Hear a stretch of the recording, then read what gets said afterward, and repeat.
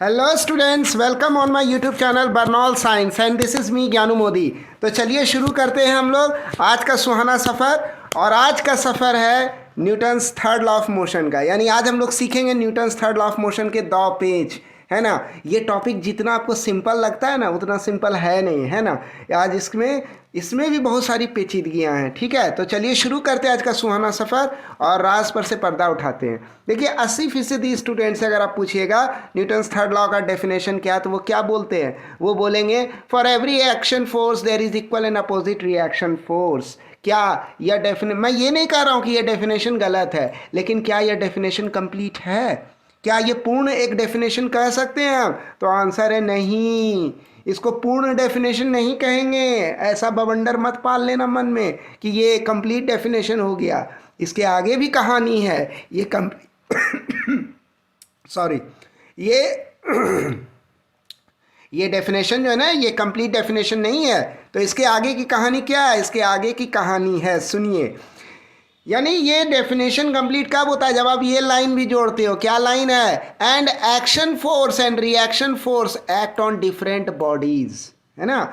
यानी कि Newton's third law of motion क्या कहता है? वह कहता है कि हर एक्शन फोर्स का जो है एक इक्वल और अपोजिट रिएक्शन फोर्स होता है हर एक्शन फोर्स के लिए। यानी एक्शन फोर्स का जितना मैग्नीट्यूड और उसका जो भी डायरेक्शन है उसका उल्टा और उतना ही इक्वल मैग्नीट्यूड का रिएक्शन फोर्स भी होता है ना। यानी ये क्या हो गया? एक्शन रिएक्शन पेयर इसको भी बोलते हैं, है ना।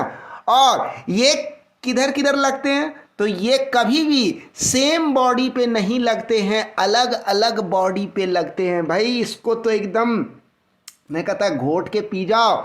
ये डिफरेंट बॉडीज का कंसेप्ट बड़ा खतरनाक है। आपको लगेगा जैसे कि ये सिंपल है और इस पे इतने कॉम्प्लेक्स न्यूमेरिकल सब बनते हैं ना। एक न्यूमेरिकल मैं इस वीडियो के अंत में दूंगा, तो वीडियो के अंत तक बने रहना उस न्यूमेरिकल के लिए, जहां आपको पता चलेगा कि ये डिफरेंट बॉडी, ये इसका कितना बड़ा इम्पोर्टेंस है। अगर बॉडी डिफरेंट नहीं है तो कितना बड़ा प्रॉब्लम हो सकता है, अगर ये कंसेप्ट आपके दिमाग में क्लियर नहीं है तो अभी मैं आपको बताऊंगा आगे। अंत में न्यूमेरिकल्स है तो उस पर मैं आपको बताऊंगा, ठीक है। तो चलिए शुरू करते हैं, आगे बढ़ते हैं। तो ये समझ में आ गया, यही वह न्यूटन्स थर्ड लॉ का डेफिनेशन है ना। For every action force there is equal and opposite reaction force and action force and reaction force act on different bodies। Clear हो गया? चलो तो अब इस डेफिनेशन को समझ लेते हैं। यहाँ पर जैसे मान लीजिए कि एक सैटर्न है, ये एक ग्रह है, एक प्लैनेट है। एक दूसरा प्लैनेट है मार्स, है ना। मार्स जो है सैटर्न से छोटा है। तो अब ये सैटर्न जो है, ये जो ग्रह है, ये जो है ये मार्स को खींच रहा है ना। और मार्स क्या कर रहा है? सैटर्न को खींच रहा है। तो यहाँ क्या जनरेट हो रहा है? एक्शन रिएक्शन पेयर जनरेट हो रहा है न्यूटन्स थर्ड लॉ के अनुसार। यानी कहने का मतलब ये जो सैटर्न है ना, इसको कौन खींच रहा है? मार्स खींच रहा है। और मार्स कितना फोर्स लगा के खींच रहा है इस सैटर्न को? तो ये फोर्स है FSM। FSM मतलब force on Saturn applied by Mars, है ना। S मतलब सैटर्न, M मतलब मार्स। यानी यह वह फोर्स है जो मार्स लगा रहा है सैटर्न पे राइट डायरेक्शन में और खींच रहा है सैटर्न को अपने तरफ। और ये जो मार्स है ना, ये जो मार्स है, इस पर भी सेम मैग्नीट्यूड का फोर्स, जितना मैग्नीट्यूड FSM फोर्स का है उतना ही मैग्नीट्यूड FMS फोर्स का है। यानी ये क्या हो गया? लाल वाला जो ब्लिंक हो रहा है ये हो गया मार्स पे लगने वाला फोर्स जो सैटर्न लगा रहा है मार्स पर, और मार्स पे FMS फोर्स लगा के ये सैटर्न क्या कर रहा है? अपने तरफ यानी लेफ्ट साइड में इसको खींच रहा है। किसको? मार्स को। लेकिन बात पते की क्या है कि जो मैग्नीट्यूड, सॉरी ये गायब हो गया, सॉरी फॉर दैट। तो जो मैग्नीट्यूड इसका है, किसका? जो मैग्नीट्यूड हमारे इस प्यारे से प्लैनेट सैटर्न का इस पर जो अप्लाई हो रहा है मार्स के द्वारा, जो ये जो अट्रैक्टिव फोर्स है FSM, है ना। यहाँ हम लिख दिए जो मैग्नीट्यूड एफ एस एम का होगा वही मैग्नीट्यूड किसका होगा, एफ एम एस का होगा। यानी जो फोर्स सैटर्न पे मार्स लगा रहा है उसी फोर्स के बराबर मैग्नीट्यूड होगा उस फोर्स का जो मार्स पे लग रहा है सैटर्न के द्वारा। क्लियर हो गया, दोनों फोर्सेस का मैग्नीट्यूड बराबर होगा।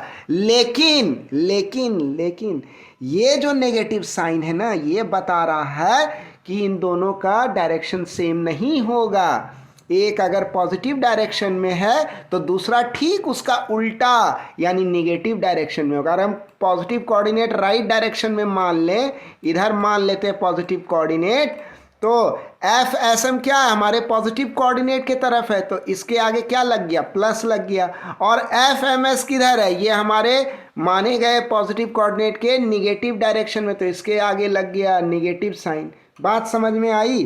तो यही हो गया हमारा कि ये जो है एफ एस एम और एफ एम एस दोनों का मैग्नीट्यूड सेम है लेकिन अपोजिट डायरेक्शन में, जो कि यहाँ लिखा गया है कि इक्वल मैग्नीट्यूड होगा लेकिन डायरेक्शन जो एक्शन रिएक्शन पेयर का अपोजिट होगा। और ये जो एक्शन फोर्स है और रिएक्शन फोर्स है ना, ये कभी भी सेम बॉडी पे नहीं लगेगा बल्कि अलग अलग बॉडी पे लगेगा। आप देख लो, मार्स जो फोर्स लगा रहा है अट्रैक्शन का इस सैटर्न पर, वो क्या लगा रहा है, मार्स लगा रहा है एक्शन फोर्स मान लेते हैं। ये एफएसएम क्या हो गया, एक्शन फोर्स।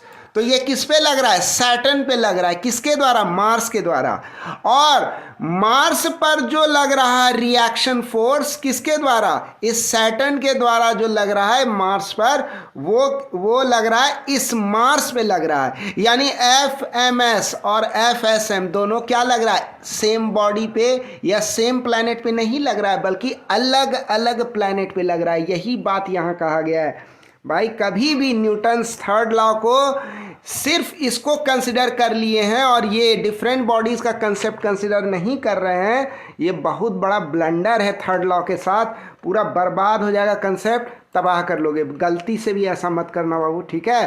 तो चलो, हमको लग रहा होगा कि आप काफ़ी इंजॉय कर रहे हैं, मज़ा आ रहा होगा। अब आता है कि ये जो फोर्सेस होते हैं ना, ये तो हम लोग जान गए कि ये पेयर में होते हैं। अब एक चीज़ देख लो यहाँ पर, सैटर्न क्या है, बहुत बड़ा ग्रह है कि नहीं, मार्स से काफ़ी बड़ा है ना। सैटर्न को खींच रहा है मार्स एफएसएम फोर्स से और मार्स को खींच रहा है सैटर्न एफएमएस फोर्स से, ठीक है। तो हम कह सकते हैं यहाँ पर कि एक्सेलरेशन जो होगा ना सैटर्न का, वह क्या होगा, सैटर्न का एक्सेलरेशन होगा एफएसएम बाय एमएस। एमएस क्या हुआ, ये हो गया मास ऑफ सैटर्न, एमएस हो गया सैटर्न का मास, और एफएसएम क्या हुआ, एफएसएम हो गया वह फोर्स जो सैटर्न पे लग रहा है ना। तो सैटर्न पे जो फोर्स लग रहा है उस फोर्स को जब हम लोग एफएमएस यानी सैटर्न के मास से डिवाइड करेंगे तो हमको क्या निकल जाएगा, हमको निकल जाएगा कि सैटर्न का एक्सेलरेशन कितना है, सैटर्न पे कितना एक्सेलरेशन लग रहा है। और जो फोर्स देखिए एफएसएम और एफएमएस दोनों का मैग्नीट्यूड सेम है, कोई दिक्कत नहीं है उससे। तो मार्स का जो मास है वह क्या है, एमएम है, मार्स का मास, इस मार्स का मास है एमएम। तो ये क्या है, छोटा है, तो एक्सेलरेशन क्या होगा, एफएमएस बाय एमएम।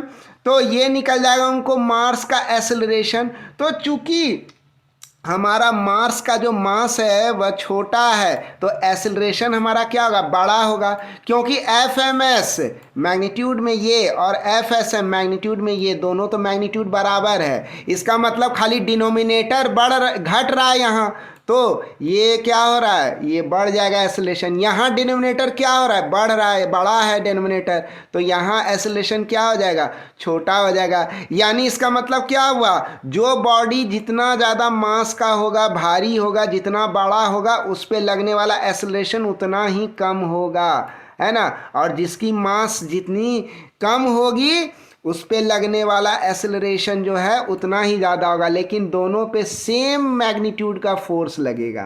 क्लियर, ये बात को ध्यान में रखना, बड़ा इंपॉर्टेंट बात बता रहे हैं आपको, ये एक्सेलरेशन वाली बात, इसको भी ध्यान में रखना, ठीक है। चलो आगे बढ़ते हैं। अब हम लोग कह सकते हैं, सपोज मान लीजिए कि एक ब्लॉक है, यहाँ पर देखते हैं हम लोग, थोड़ा कंसेप्ट है।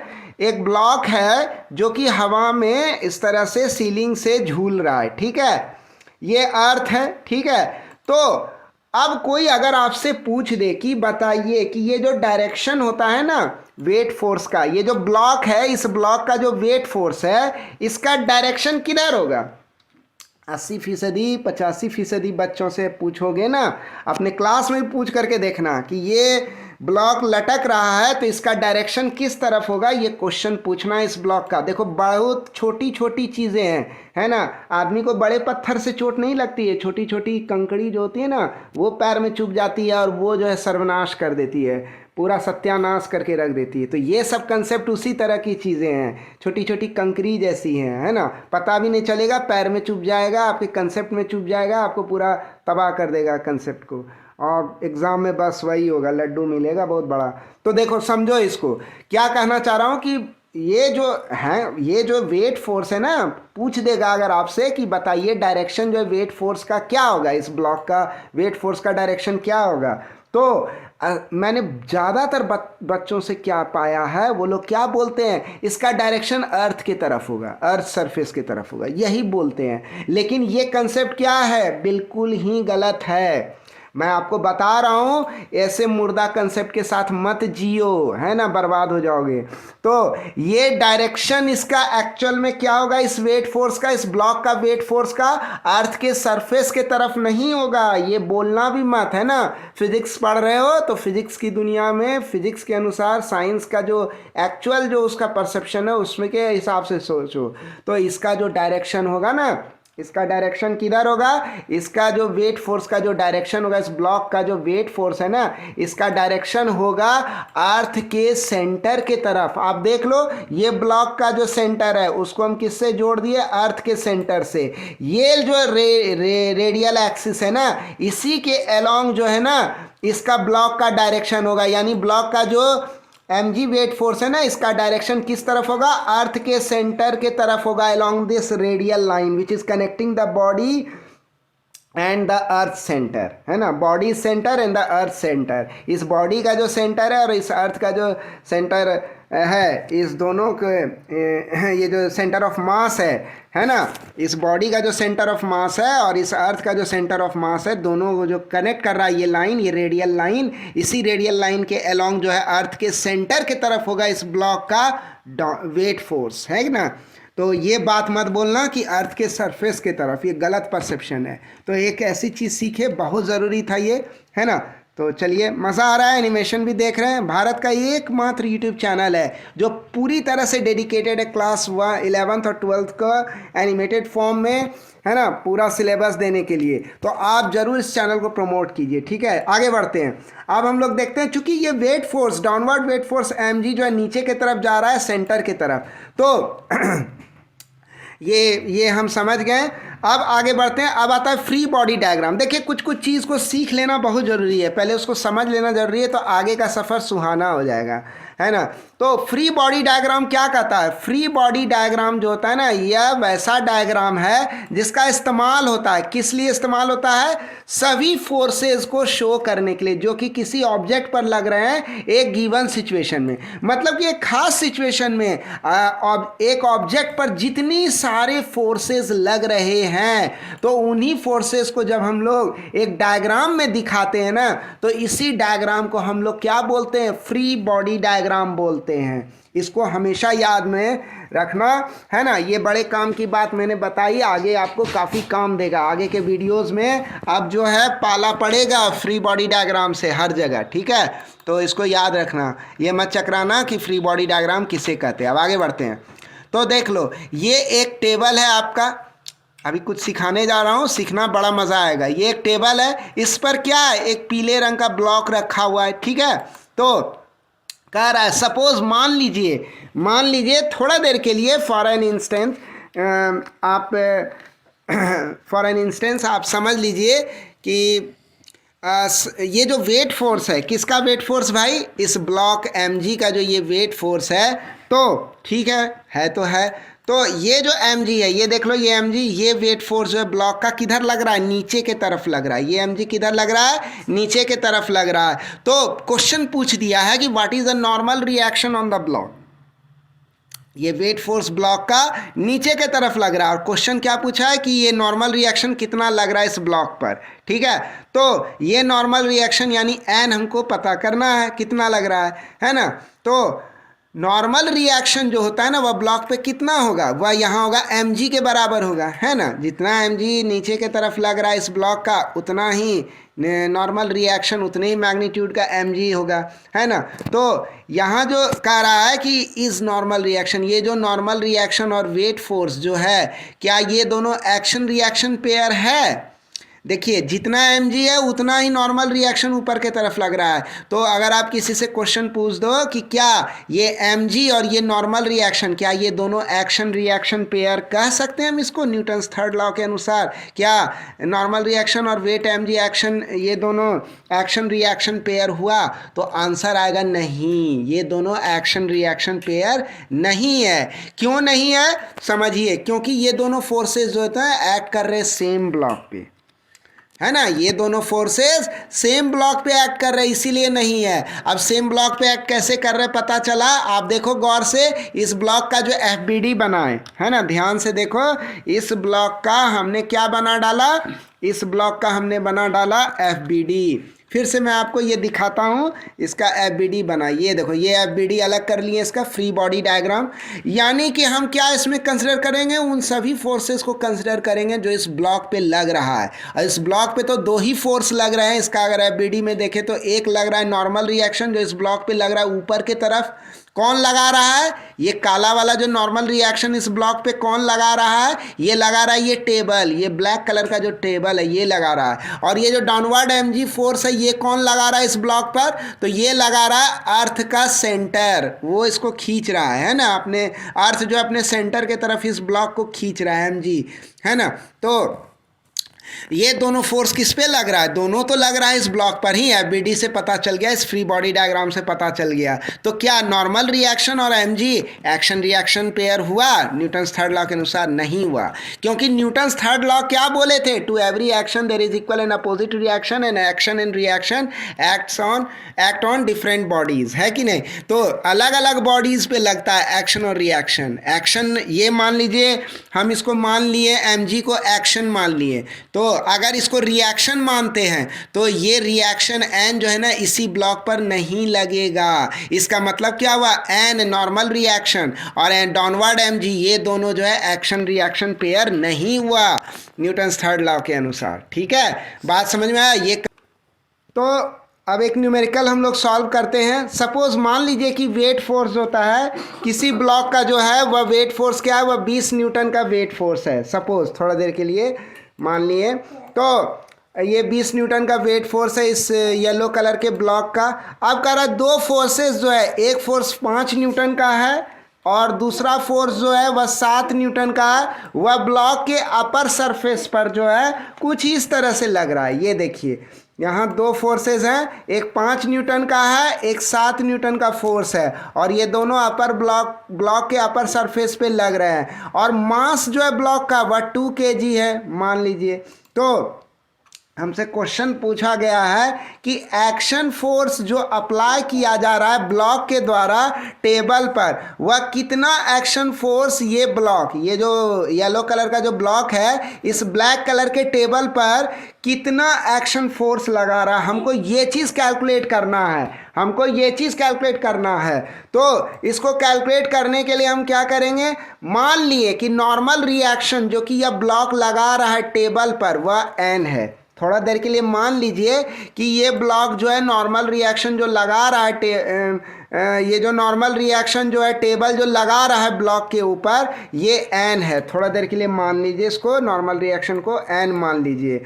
और मान लीजिए कि ये जो एक्शन फोर्स है जो अप्लाई किया जा रहा है ब्लॉक के द्वारा ऑन द टेबल वह मान लीजिए a है। हमको तो यही ए निकालना है, ये ए कैलकुलेट करना है, ये एक्शन फोर्स जो कि ये ब्लॉक लगा रहा है इस ब्लैक कलर के टेबल पर।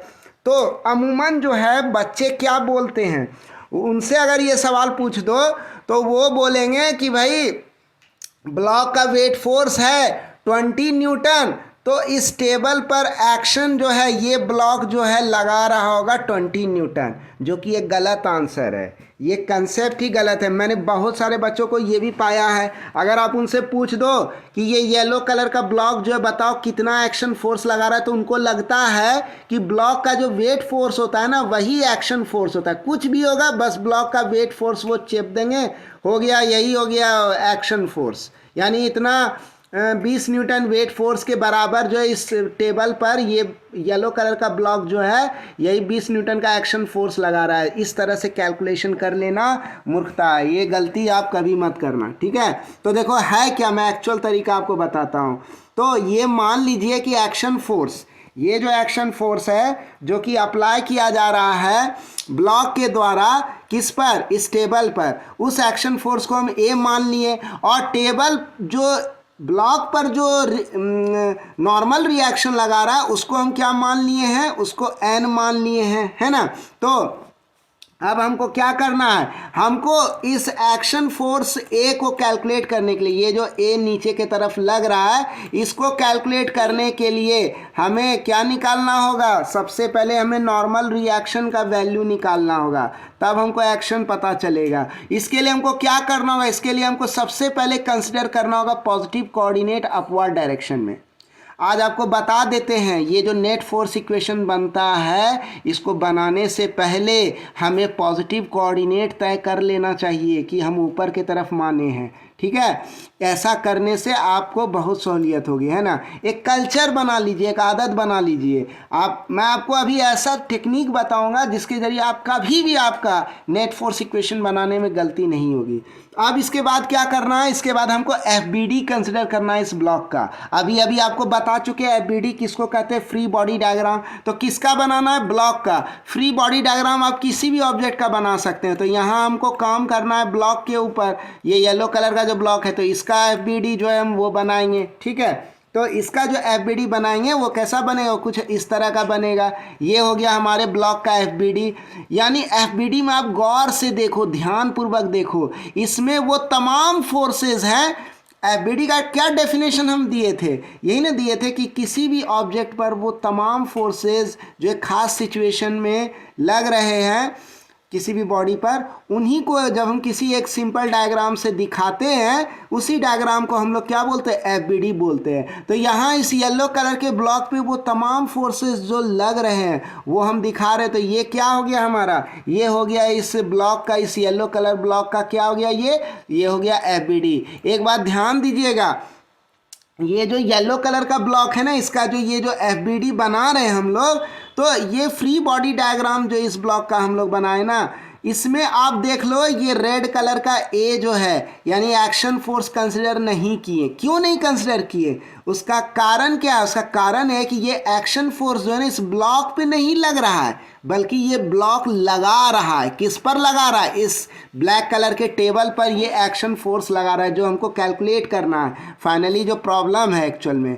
प्रॉब्लम में तो यही कैलकुलेट करने का है ना, ए एक्शन फोर्स। तो ये एक्शन फोर्स इस ब्लॉक पे नहीं लग रहा है बल्कि ये ब्लॉक लगा रहा है। तो जो फोर्स बॉडी लगा रहा हो उस बॉडी का फ्री बॉडी डायग्राम में कंसिडर नहीं किया जाता है, सिर्फ उन्हीं फोर्सेस को उस बॉडी का फ्री बॉडी डायग्राम में कंसिडर करेंगे जो फोर्सेस उस पर लग रहे हैं। इस बात को हमेशा ध्यान में रखना है। तो ये कंसिडर किया हम फ्री बॉडी डायग्राम ब्लॉक का, ठीक है। तो ये हमारा ब्लॉक का बन गया FBD, फ्री बॉडी डायग्राम। अब हम लोग क्या करेंगे, अब हम लोग कंसिडर करेंगे नेट फोर्स इक्वेशन।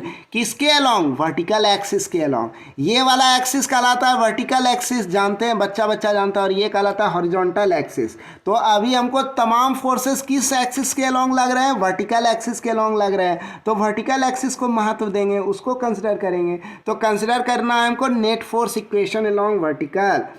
तो ये नेट फोर्स इक्वेशन बनाने की कला सीख लीजिए। इस वीडियो में हम आपको बता रहे हैं ये इतना ज़रूरी है और इसका इतना भयानक यूज़ है आगे जा कर के, मैं आपको क्या बताऊं।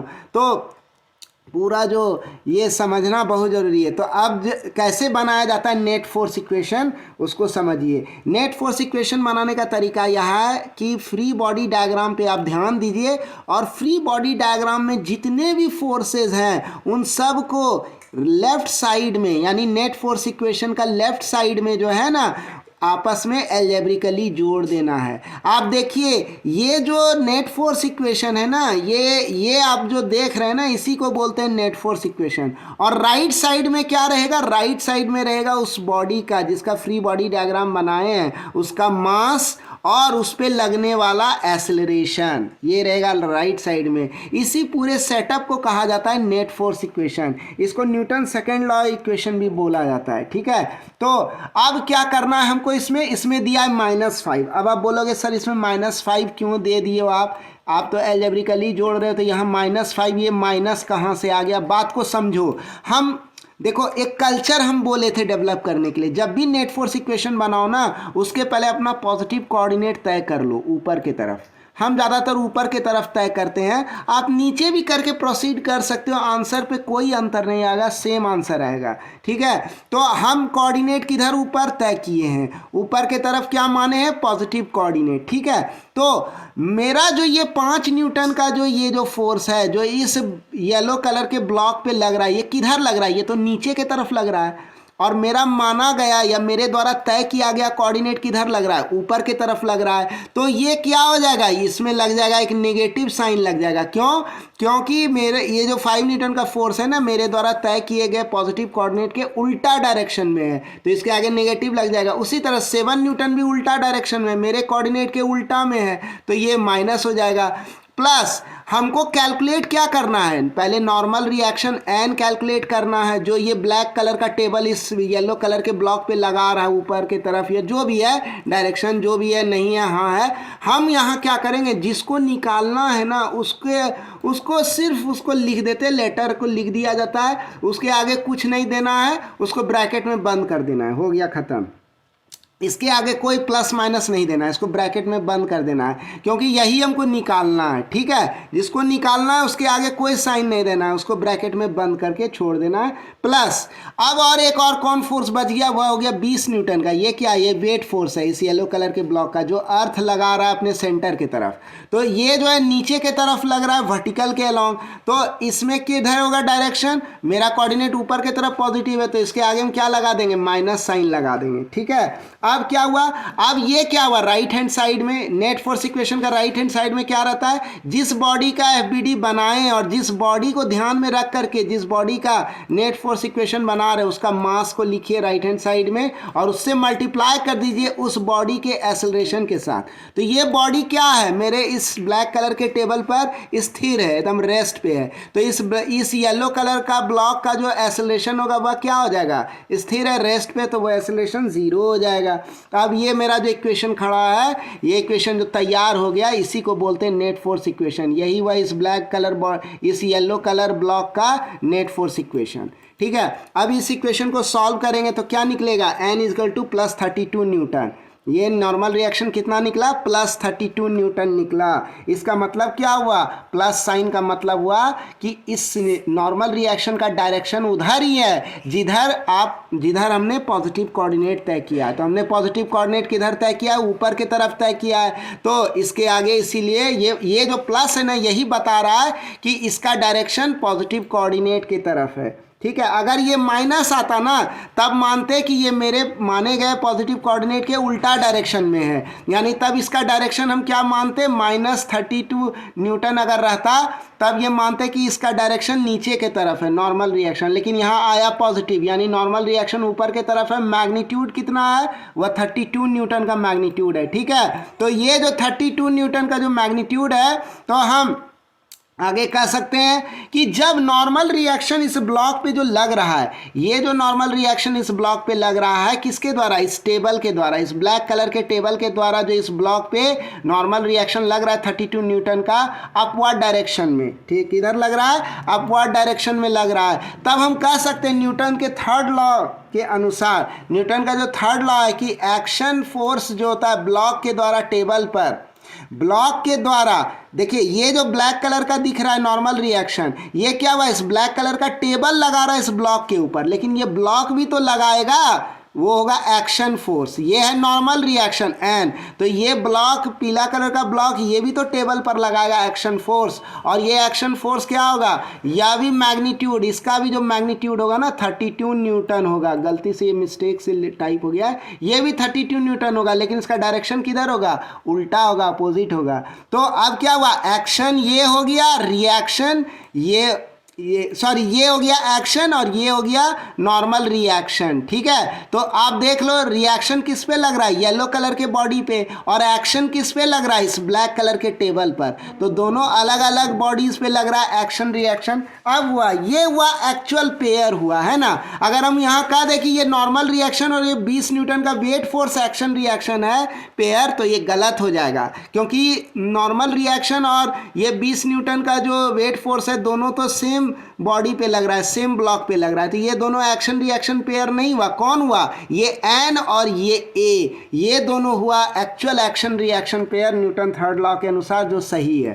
क्लियर हो गया। तो हम यहाँ पर कह सकते हैं कि ये नॉर्मल रिएक्शन प्लस 32 न्यूटन हुआ, तो एक्शन क्या हो जाएगा, एक्शन हो जाएगा माइनस 32 न्यूटन। ये गलती से यहाँ 2 हो गया, सो इग्नोर इट। तो इसका क्या हो गया, एक्शन क्या हो गया, वह हो गया माइनस 32 न्यूटन, यानी उल्टा डायरेक्शन। यानी माइनस होने का मतलब आपको जो भी नॉर्मल रिएक्शन निकले ना उसका ठीक उल्टा मान लो, यानी माइनस हो गया, मैग्नीट्यूड वही रखो, यानी एक्शन का वैल्यू कितना हो गया, वह हो गया माइनस 32 न्यूटन। ये जो ए का जो वैल्यू हुआ, ये ए नीचे के तरफ है, यही निगेटिव साइन बता रहा है, और 32 न्यूटन मैग्नीट्यूड हुआ इसका। तो हम इस तरह से जो है एक्शन जो है वह निकाल चुके और ये प्रॉब्लम को सॉल्व कर लिए। ठीक है, तो मुझे पूरी उम्मीद है कि आपको वीडियो काफ़ी इंटरेस्टिंग लगा होगा, बहुत इंजॉय किए होंगे, मज़ा भी आएगा। तो यही था Newton's third law of motion, और आप लोग काफ़ी कुछ सीखे होंगे। ठीक है, अगर आपको लग रहा है कि ये वीडियो कुछ वैल्यू ऐड किया है आपको, तो प्लीज़ आप हमारे इस YouTube चैनल को बर्नौल साइंस को लाइक कीजिए, सब्सक्राइब कीजिए, बेल आइकन को प्रेस कीजिए, कमेंट्स भर भर के लिखिए, जो लिखना चाहते हैं दिल से ज़रूर लिखिए, सच लिखिए। गलत लगा, आपको अच्छा नहीं लगा, मज़ा नहीं आया, आप वो भी लिख सकते हैं। इससे क्या होगा, मैं इम्प्रूव करूंगा, आपको बेटर से बेटर क्वालिटी दूंगा। एकमात्र चैनल है जो कि डेडिकेटेड है पूरा। मैं बहुत जल्द 3D एनिमेशन भी लाने वाला हूं, ताकि आपको और क्लियर और क्लैरिटी के साथ मैं डिटेल में आपको समझा सकूं, है ना। तो अभी 2D से ही काम चलाना है, 2D एनिमेशन से, ताकि आपको एकदम सटीक जानकारी जो मिले। बहुत सारा मैंने देखा है टीचर लोग स्किप कर देते हैं और नहीं वो बता पाते हैं, या समय की कमी रहती है, उनकी मजबूरी भी रहती है। लेकिन मैंने ठाना है कि आपको मैं एक्चुअल मतलब बोलते हैं दूध का दूध पानी का पानी, वो मैं आपको दूंगा। ठीक है, तो इन्हीं शब्दों के साथ आप हंसते रहिए, खुश रहिए, मुस्कुराते रहिए। अब इजाज़त दीजिए, मैं ज्ञानू मोदी आप सबसे इजाज़त चाहता हूँ। So thanks for watching the video.